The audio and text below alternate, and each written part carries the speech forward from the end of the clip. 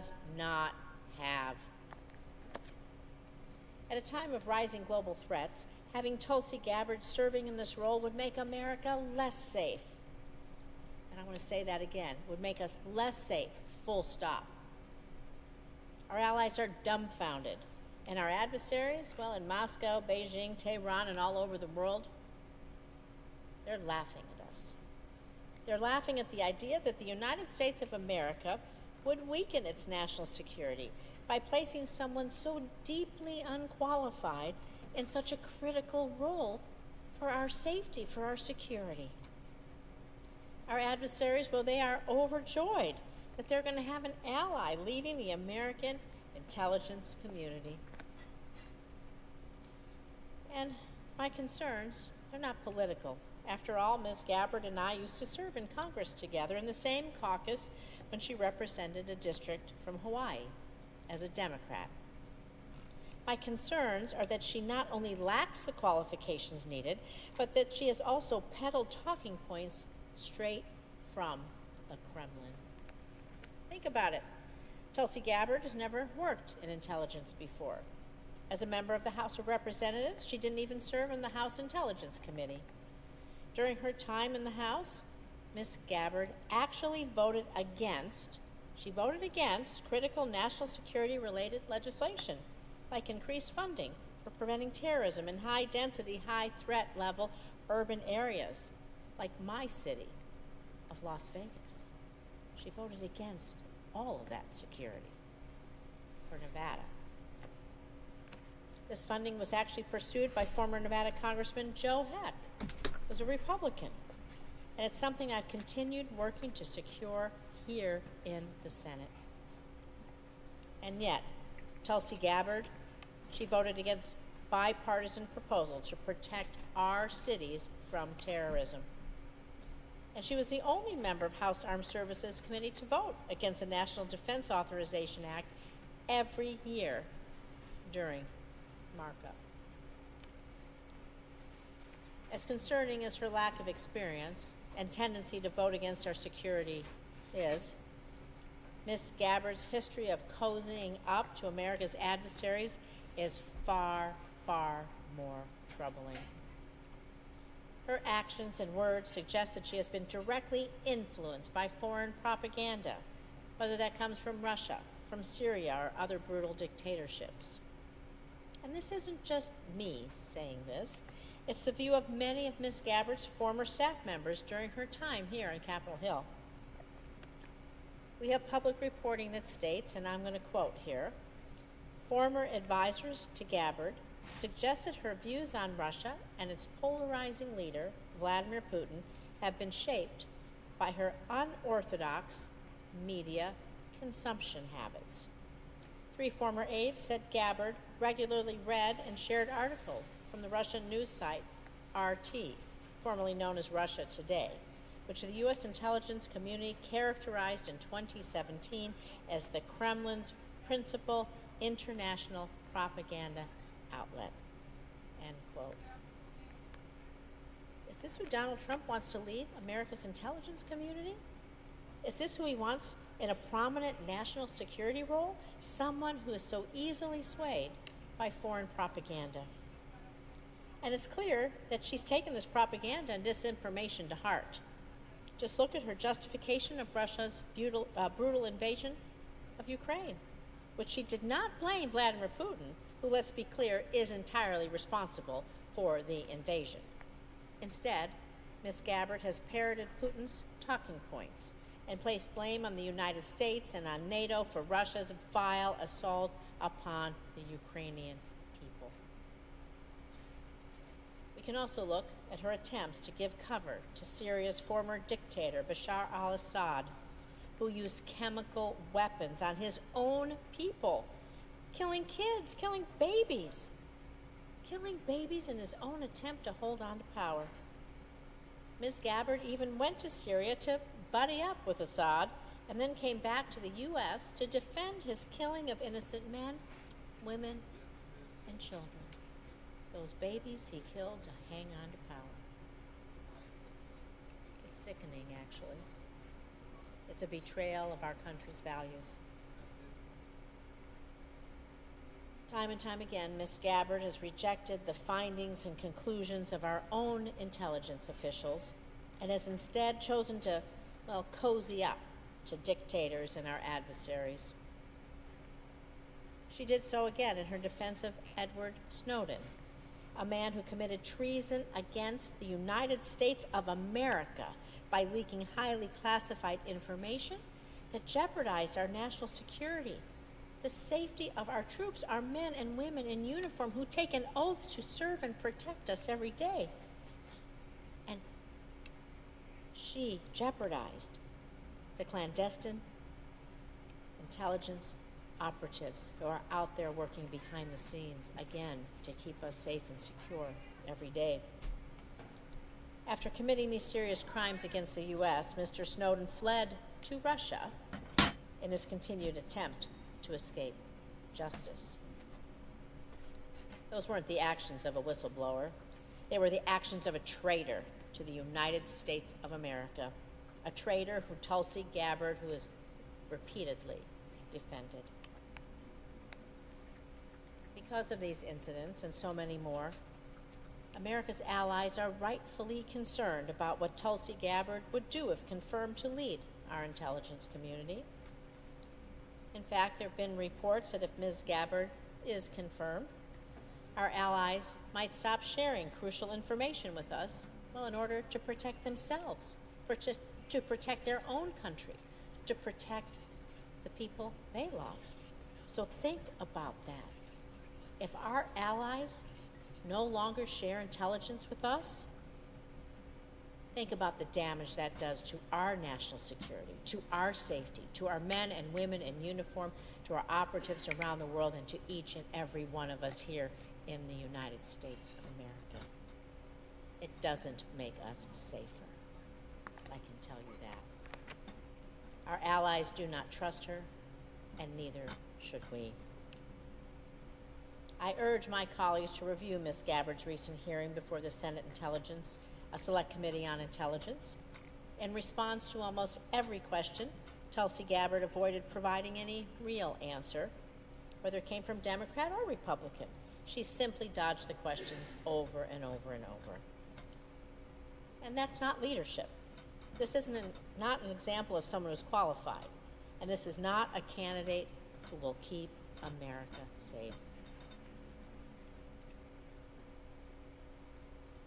I urge my Republican colleagues to join me in listening to common sense, to thinking about our men and women who serve, to think about folks around the globe, to think about everyone here in America, to reject this clearly unqualified and dangerous nominee.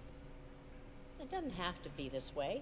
Let's have President Trump nominate someone else who we can agree is qualified for this critical and consequential role, who has our nation's best interest in their heart. Tulsi Gabbard is not that person. The safety and well-being of our country depend on having a qualified nominee. Again, I urge my Republicans to join us, to reject Tulsi Gabbard and put someone up who has the heart and experience to do this important job. Thank you. I yield the floor. Mr. President. The Senator from Louisiana. Thank you, Mr. President. With me this afternoon are three of my colleagues from my office, Ms. Jess Andrews, my communications director, Mr. Henson Weber, and Mr. John Lowry. As I said, there are three of my colleagues in my office. I depend on their counsel and their advice and their good judgment every day.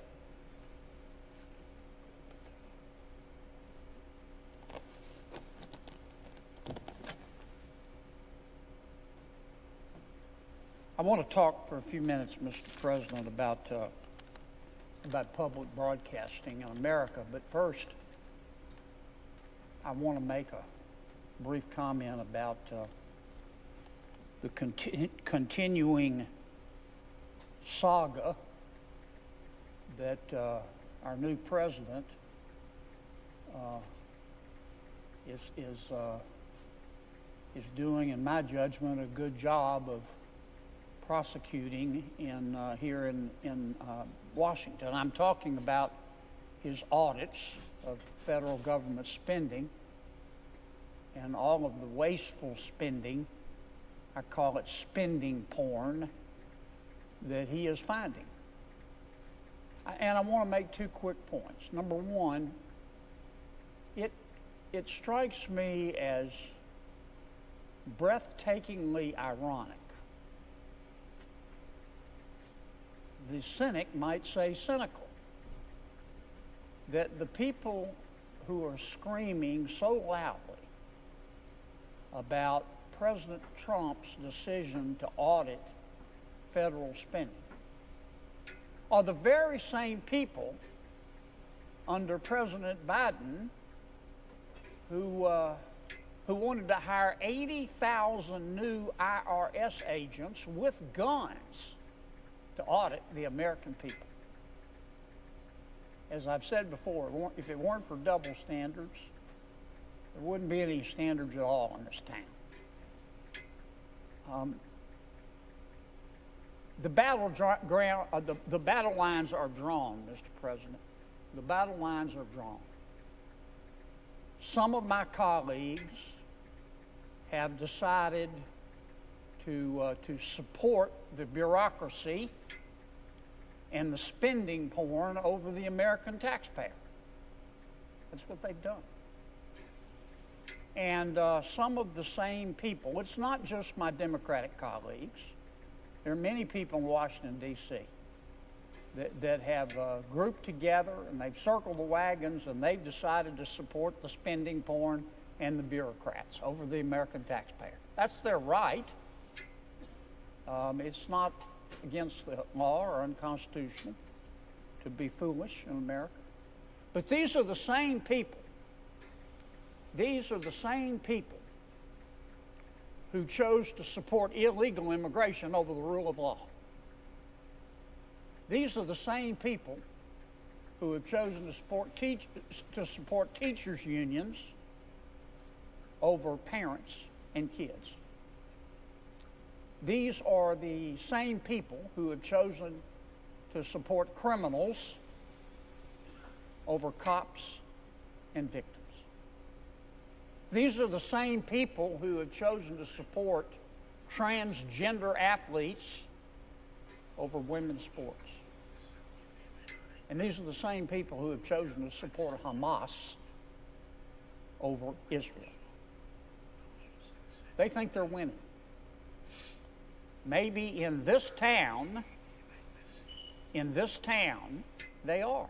If you listen to a lot of the pundits up here, if you listen to a lot of the members of the Wokarati in Washington, but they're not winning in America. The justice stick is coming, and I'm very proud to be part of that effort. Now, let me say a word about public broadcasting. There was a time, Mr. President, I don't know if you remember it, but I do, when families in the evening would gather around a single radio. They just had one radio in the house, or a single TV, often black and white TV, to hear the evening news. And for many Americans, particularly in rural areas, public broadcasting was the only option for them. That was true in some parts of our country. They could only access public broadcasting to get up-to-date news and information. Those days are gone. Things are much different today.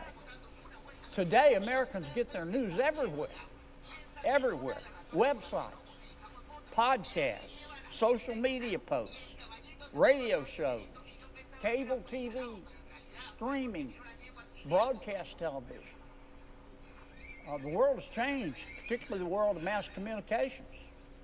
I think back 10, 15 years ago in my state, Louisiana, newspapers were king, followed closely by local television stations. Newspapers led with the news and everybody else followed in terms of what was newsworthy. Boy, those days changed. I polled recently in Louisiana to find out where my people in Louisiana get their news. 4%. 4% of the people in Louisiana get their news from the newspapers. That's just a fact. Number one, as you might imagine, is the internet. The world has changed. This trend is not partisan. It's not a Republican thing or it's not a Democratic thing. President Trump and former Vice President Harris, they both did popular podcasts in their election. And many of my fellow senators and many of my friends in the House running for election also did podcasts as well. A lot of the pundits have even called the 2024 race the podcast election. No American today, not one that I know of, is dependent on a single source of news to remain informed. And that's a good thing. It might have made sense many, many, many years ago for the federal government to subsidize and fund public broadcasting. 50 years ago, that might have made sense. But the ability of the American people today to access whatever news they would like to hear from whatever form of media they choose is no longer limited. It's virtually unlimited to just only by the imagination. So here's my question, Mr. President, and something that we need to think about. If all this is true, if media has changed, and it's accessible to everyone, why is the United States Congress still spending $500 million a year, not $500,000 a year, $500 million a year to fund the Corporation for Public Broadcasting? It makes no sense. The Corporation for Public Broadcasting, we call it CPB, Mr. President, as you know. It's a nonprofit entity that takes taxpayer money that it gets from Congress and distributes it to local TV and radio stations. Now, you might not have heard of CPB, but you probably heard of two of its, I won't call them subsidiaries, but two of its closely affiliated entities, I'll call them. The Public Broadcasting Station, we call it PBS, and National Public Radio, NPR. Now here's how it works. Every year Congress gives the Corporation for Public Broadcasting $500 million. And the Corporation for Public Broadcasting takes that money and gives it to a lot of the local TV and radio stations. And a lot of those local TV and radio stations are encouraged to, and indeed do, buy programming if they're radio stations from NPR, or if they're television stations, they buy a pre-recorded, pre-developed programming from the PBS. Congress established this system and established the Corporation for Public Broadcasting in 1967, over 50 years ago. At the time, Congress tasked CPB, and I'm not saying it didn't make sense then, it probably did make sense then, but Congress tasked the CPB with a mission to ensure that the American people had, and I want to quote here, to be precise, had, quote, universal access to non-commercial, high-quality content and telecommunication services. And indeed, CPB boasts that on its website that 99% of Americans have access to public media. Hell, they ought to. We're spending $500 million of your taxpayer money to make sure they do. That's not the question. Because Americans have access to all different types of and forms of media today. They don't need to get their news from public broadcasting. This isn't the old days when people had one television set or one radio and lived in a rural area and that was the only source of news. The world has changed. The issue today is whether the American people need taxpayer-funded public broadcasting to access high-quality content anymore. And they don't. And we all know they don't. You don't have to be Walter Cronkite's cousin to figure that out. Everybody's got a cell phone. Everybody's on the internet. Everybody's heard of podcasts. Everybody's heard of cable. Many people have streaming services. Today, 97% of Americans have access to the internet. Why do we need public broadcasting? That's more than double the number of Americans who could access the internet two decades ago. Things have quickly changed. People now have a bottomless supply of news sources right at their fingertips whenever they need them.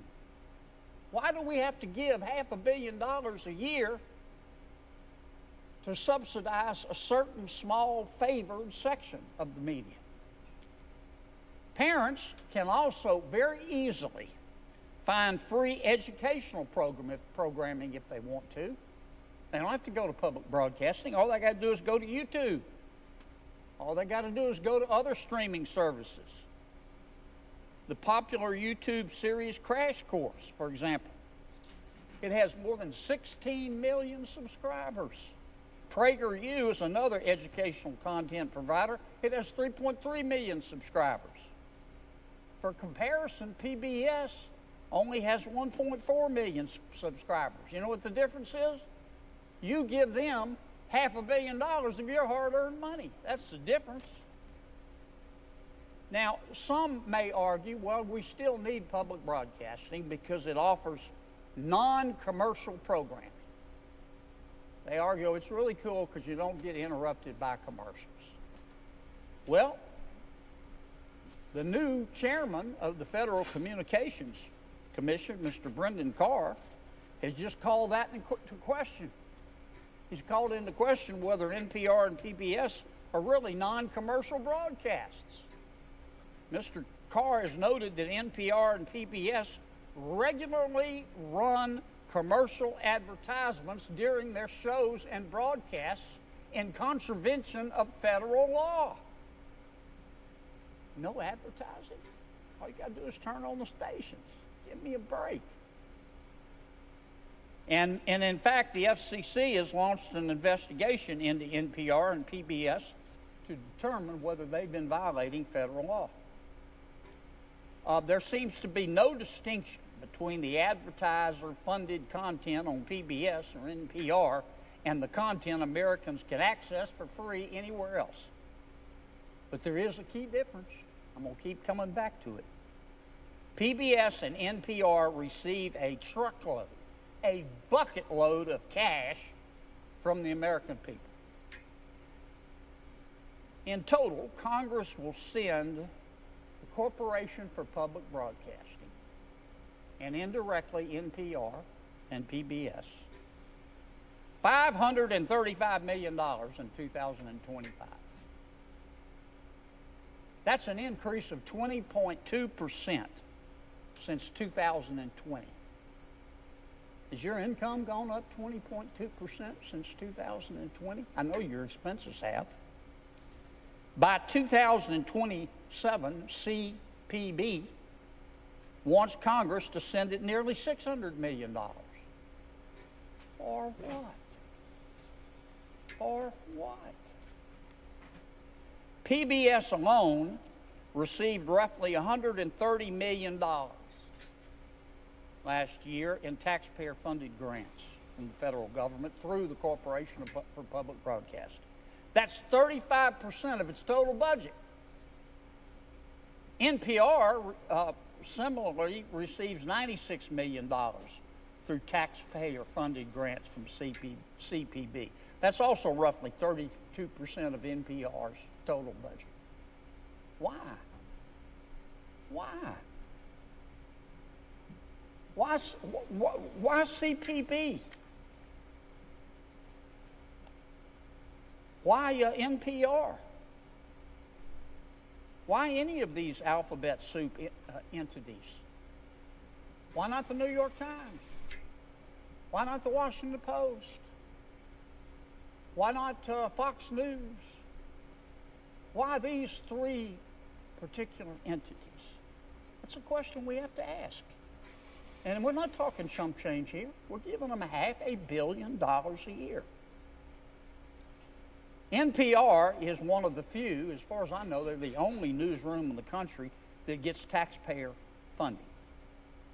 And you would think that after receiving nearly $100 million from NPR, I want to single out NPR for a second, you would think that after receiving nearly $100 million from taxpayers, that would motivate NPR to play it right down the middle, to only publish fair reporting. You would think that with the American taxpayer giving NPR $100 million every year, like clockwork, you should be able to go to NPR and look at the news and say, I don't know what party these folks ran. I don't know whether they're liberals. I don't know whether they're conservatives. I don't know whether they're left of center or right of center. I just know that they fairly report the news. But that's not the case, Mr. President. That's not the case.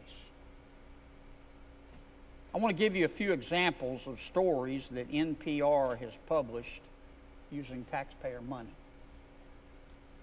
I'll just read the headlines.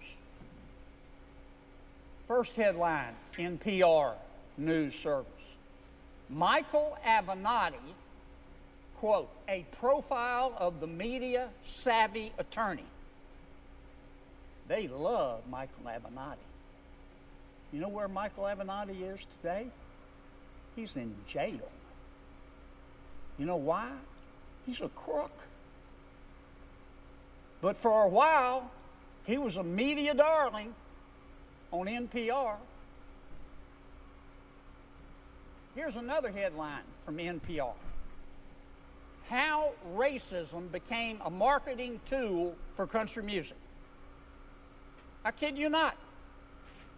The American taxpayers are spending $500 million a year to pay a local station to buy content that says country music is racist. Here's another headline from NPR. Donald Trump's long embrace of Vladimir Putin. Remember the Russiagate? The Steele dossier? NPR was right in there promoting it. A couple more headlines that NPR is putting out there using your tax dollars. This headline, monuments and teams have changed names. Let me say it again. Monuments and teams, presumably sports teams, have changed names as America reckons with racism. Birds are next. I don't know any birds that are racist. Here's another headline. Eating less beef is a climate solution. Eating less beef is a climate solution. I don't have anything against vegetarians. I'm a semi-vegetarian myself. I eat beef and cows eat grass. So that makes me a semi-vegetarian. But that's my choice. Not on NPR. Eating less beef is a climate solution. Here's why that's hard for some American men. Here's a final headline. I could go on the rest of the evening. How the Taliban adds to Afghanistan's woes when it comes to climate-fueled disaster. Boy, I can tell you that's on the mind of every person in Afghanistan today, is climate change. And the Taliban, I can guarantee you. I don't have a problem with these headlines. This is America. If you want to publish articles like this, which no person with a brain above a single-cell organism would call fair and balanced, If you're a news outlet and you want to publish this kind of stuff, that is your right as an American. We have freedom of the press. We have the First Amendment. You're not free in our country if you can't say what you think. You're not free in our country if you can't express yourself. I'm all for this, if that's what these outlets want to do. But I'm not for taking $500 million every single year and giving it to these stations to the exclusion of everybody else so they can do it. That's immoral. That's illegal as far as I'm concerned, or should be.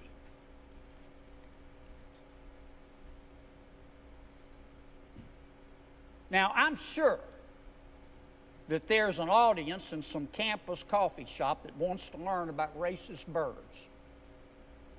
or the different ways in which cheeseburgers and the Taliban are contributing to climate change. But most American taxpayers would probably prefer that Congress spend their money on something other than these controversial points of view that appeal to only a small segment of America's population, while the rest of us foot the bill. And that's not just my opinion.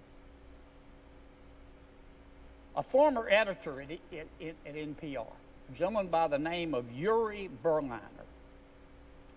Mr. Berliner, he used to be an editor at NPR. He published a column last year. And in the column, he outlined the extreme bias at NPR.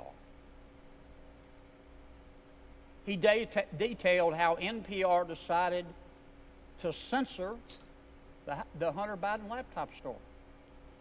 It wouldn't run stories about it. It said it wasn't real. Mr. Berliner, the former editor at NPR, said that NPR told its readers, and I'm quoting, quote, "We don't want to waste our time on stories that are not really stories. And we don't want to waste the listeners' and readers' time on stories that are just pure distractions." End quote.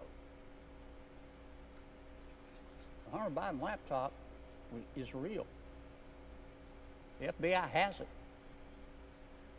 It's there at the FBI headquarters, bigger than Dallas. Of course, we now know that the laptop was not just a distraction. Every bit of it was real. But NPR censored it using American taxpayer money. NPR also similarly covered the COVID-19 lab leak theory as though it was a conspiracy. That's how the news coverage reads, in my opinion. That if you believe that COVID-19 originated from a lab leak, you're a conspiracy theorist. I would have pointed out that we're going to have to get some new conspiracy theories in America because all the old ones turned out to be true. The conspiracy theorists are up something like 37-0. But not if you read NPR. They say or said that the COVID-19 lab leak theory, you had to be some kind of conehead, some kind of meathead, some kind of whack job to believe in that stuff. Now the federal government, the CIA, the FBI, they've stated publicly that the pandemic likely originated from what? A lab leak. I can't make this stuff up. Now, other independent analysts have shown that NPR's content also leans left. And that's fine. As I say, that's fine. Many Americans lean left. I've got a lot of friends who lean left. I lean left on some issues. I think it's great. But I'll tell you what isn't great. Having American taxpayers spend $500 million a year to fund a news service that in turn we all have to pay for. That's not right. Since 1970, the United States Congress has given NPR more than $14.5 billion. With all those taxpayer dollars, NPR bought a $201 million office space just up the road from the Capitol. It's swell office space, $200 million bucks worth. NPR pays its hosts as much as $532,000 a year. It pays its chief diversity officer $320,000 a year. Pretty good work if you can get it. Not NPR money. Came from you. You paid those salaries. And despite all the spending, NPR's audience continues to decline because they're obsolete. Now, Congress does not send taxpayer money to the most popular podcast hosts in America. We don't. The anchors on Fox News, the anchors on CNN, the anchors on MSNBC, nor their stations, they don't get any taxpayer dollars.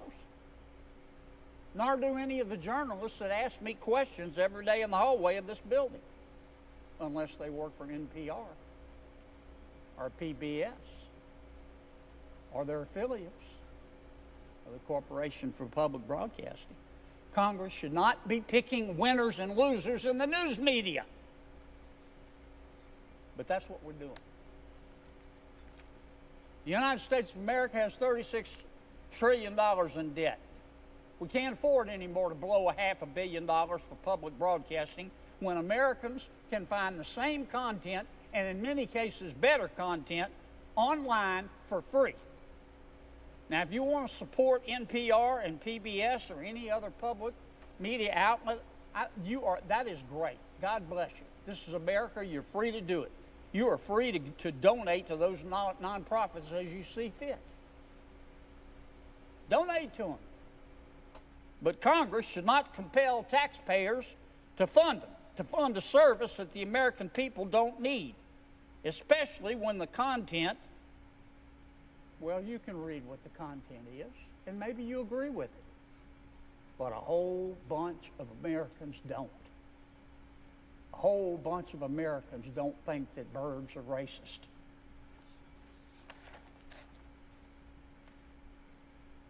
President Trump's Department of Government Efficiency is looking for fat to trim, Mr. President.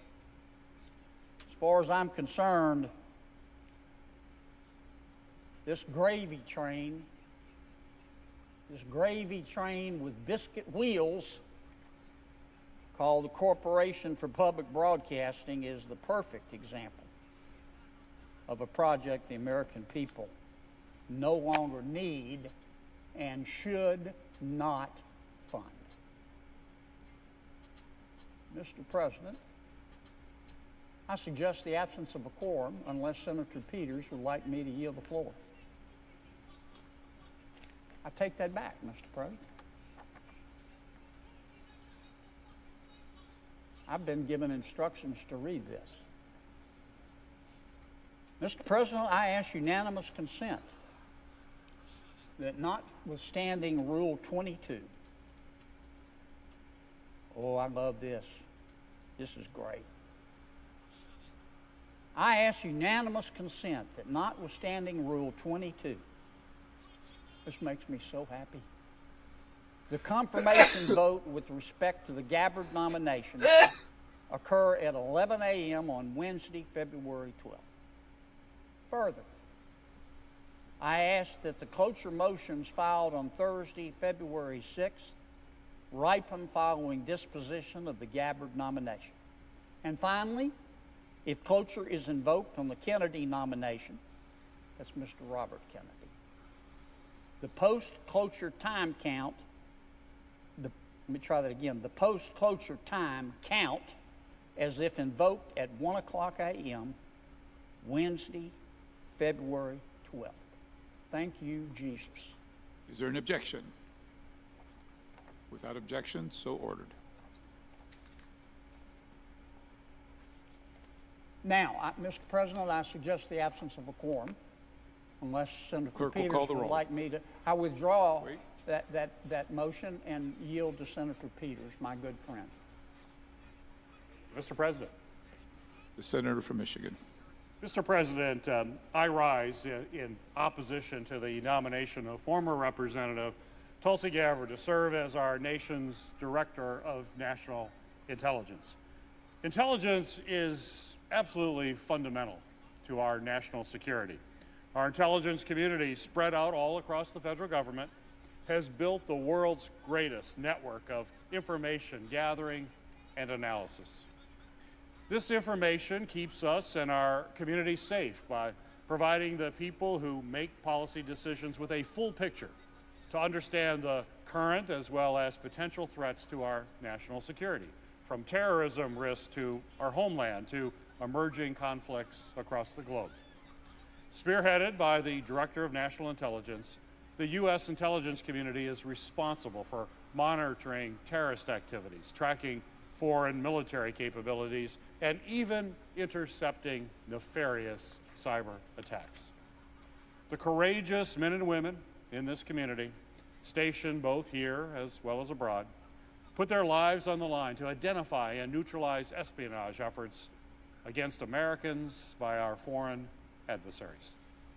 Their work is absolutely critical, particularly in today's modern digital era, where information is power. But the foundation of intelligence is trust. We must trust that our intelligence experts are providing completely unbiased, fact-driven analysis of the intelligence that our agencies are collecting. Our experts must trust their ability to pursue intelligence that keeps Americans safe wherever it may lead, without fear that discovery of the wrong issue might result in the end of their career. And our intelligence agencies must trust that government officials will protect their sources and their methods to ensure that critical missions and safety of Americans all across the globe are not placed into jeopardy. And unfortunately, I do not believe that Tulsi Gabbard has the qualifications, nor has she earned our trust to serve as Director of National Intelligence. She has spread conspiracy theories peddled by our adversaries. She claimed that those who were investigating domestic terrorism and the deadly January 6th insurrection were, quote, domestic enemies, end of quote.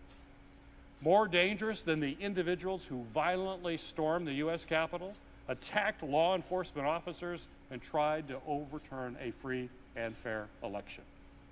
She cannot differentiate between our adversaries and our allies, between those who seek to harm our country and those who seek to defend it. Time and time again, Ms. Gabbard has proven that she does not hold the judgment to serve as the leader of our intelligence community. So let's start with Russia. Start with Russia. As we know, Russia engaged in a widespread disinformation campaign before its deadly invasion of Ukraine in an attempt to justify its actions and manipulate public opinion.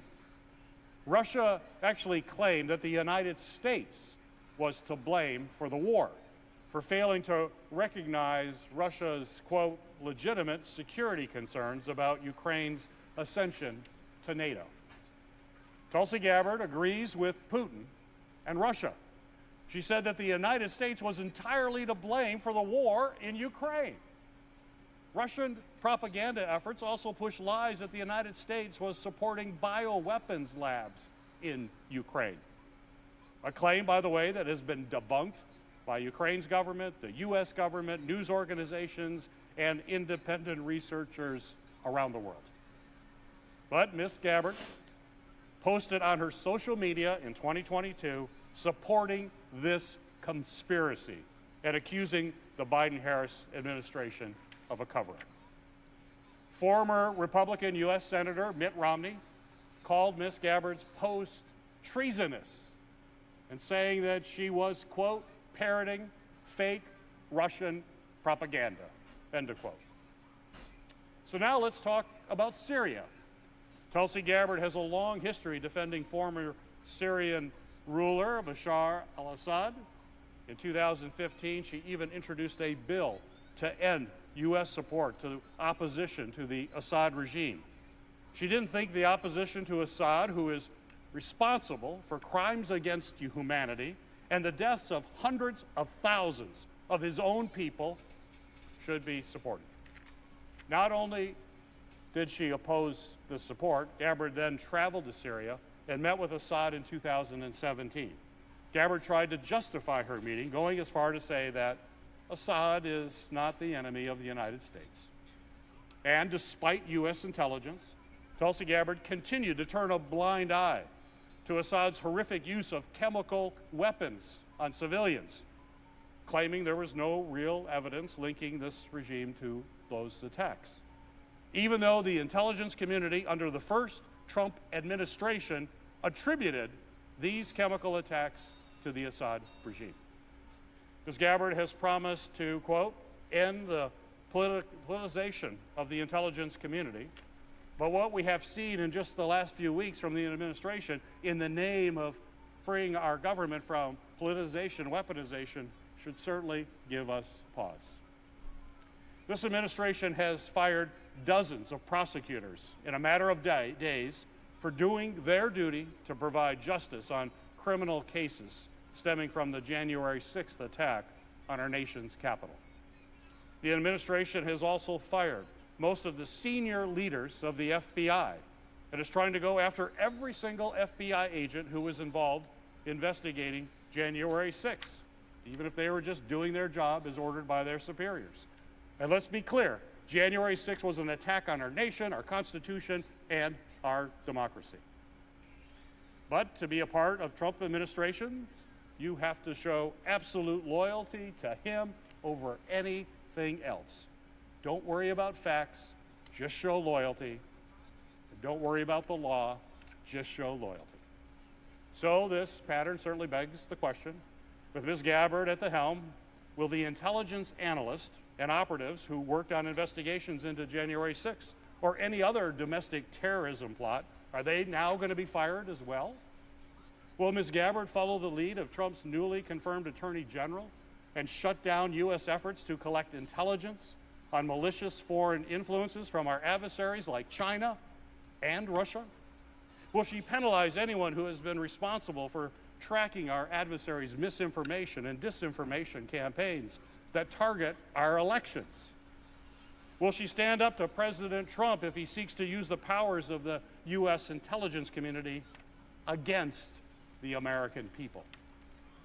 Will individuals in the intelligence community who disagree with her views on Russia, Syria, or the threats of chemical and biological weapons be in danger of censorship, or worse, even retribution? We have no reason to trust Ms. Gabbard will not simply follow the lead of others in his administration and oust those who do their jobs to serve all the American people and not just Donald Trump. But in addition to this questionable lack of judgment on who our nation's enemies are, Tulsi Gabbard is simply unqualified. Tulsi Gabbard does not have the extensive experience needed to oversee this highly complex network of intelligence operatives and analysts. Experience that directors of national intelligence until this point have all possessed, because it's understood how essential this position is and why these qualifications are critical. There is broad bipartisan consensus that we are facing one of the most dangerous times in American history. Threats from our adversaries like the Chinese and Russian governments continue to grow and evolve with every passing minute. We need the person leading our intelligence community to be the most qualified candidate available. This is the person briefing our senior leaders, all the way up to the commander-in-chief, on the real threats that face our nation each and every day. This is the person tasked with protecting our vast network of sources and highly classified methods of collecting information. We need someone we can trust to safeguard the tools that our intelligence agencies need to access the darkest corners of the world, but also someone with the knowledge and understanding of this community to protect the brave Americans who are risking their lives gathering this information and intelligence firsthand on the front lines. We need someone who our allies will trust to share their own intelligence, to help protect our people and our interest. Because without America's utmost confidence in Ms. Gabbard's ability to do this job, where will that leave us as a country? It will leave us in the dark, vulnerable against our adversaries. It will make our allies question whether or not they should share their intelligence with us, because they do not know whether the head of our intelligence community will actually share that information with our adversaries instead of our allies. It will leave us with an intelligence community that is afraid to speak truth to power, or even just do their jobs for fear of offending the Trump administration and then getting fired. We are in unprecedented times with an administration that has shown that it's willing to break the law in order to break our government. We are in uncharted times with an administration that would rather target our institutions than protect our people. We are in perilous times with foreign adversaries waiting to pounce as the administration strips away the tools that we have used to protect ourselves. Mr. President, our national security is on the line. We cannot destroy our intelligence community and the progress that generations of Americans have built to keep our country safe by confirming someone who we cannot trust to act in the United States' best interest, or who simply lacks the necessary experience to lead this critical organization. Mr. President, that's why I'm voting no on Ms. Gabbard's nomination, and I urge my colleagues to do the same.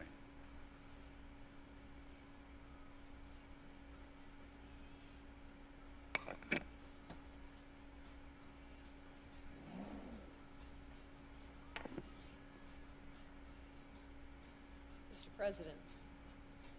Senator from Nevada. Thank you, Mr. President.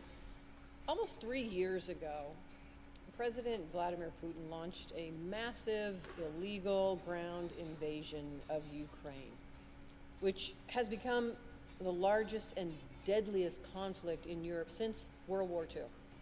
Now, I've stood up again and again with my fellow senators, leaders of both parties, and our allies across the world to condemn Putin's war, which has killed thousands of civilians, including hundreds of children, and left millions of Ukrainians displaced. It is not a hard position to take, but Tulsi Gabbard has repeatedly justified Putin's expansionist war. She chose to blame the United States, our NATO allies, and even Ukraine itself for Putin's war. Now, President Trump wants Ms. Gabbard to be the Director of National Intelligence. The day the war started, she echoed Russian state media and said the war could have been avoided if the U.S. and NATO had acknowledged Russia's, and I quote, legitimate security concerns. She made baseless claims that Russia was justified in invading Ukraine because the U.S. had secret biolabs there. Where did she find that claim? It came directly from a Kremlin propaganda website. The Director of National Intelligence position was created after September 11th terrorist attacks to act as the principal advisor to the President, the National Security Council, and Homeland Security Council on intelligent matters related to our national security. It seems obvious to anyone who holds this position that they should have extensive national security experience, something Ms. Gabbard doesn't have. And somebody who holds this position should not be parroting Russian talking points. Now, I've worked with colleagues on both sides of the aisle to make sure that Putin is held accountable for the atrocities that have been committed in Ukraine.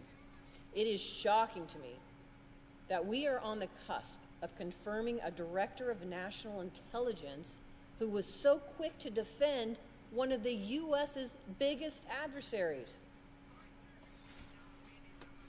Now, cozying up to Putin would be bad enough. But unfortunately, he is not the only autocrat that Ms. Gabbard has ties to. She also has an alarming connection to the ousted Syrian president, Bashar al-Assad. Assad was a ruthless dictator who engaged in human rights abuses, and that is a documented fact. But inexplicably, Ms. Gabbard disputed credible accusations that Assad used chemical weapons against his citizens. And worst of all, she actually chose to travel in her personal capacity to Syria to meet with this dictator in person. All the while, she repeatedly cast doubts on our intelligence community's assessments of the extent of the horrors of Assad's regime. Now, I understand the desire to seek out multiple points of view. But again and again, Ms. Gabbard has taken healthy skepticism too far, suggesting to the American people that they can't trust our intelligence, while instead echoing Russian and Syrian disinformation.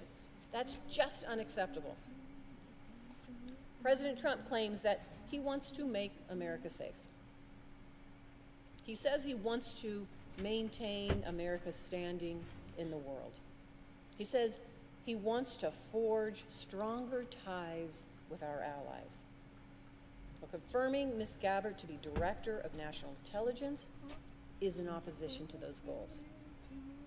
The Director of National Intelligence oversees 18 agencies in the United States intelligence community, including the CIA and the NSA.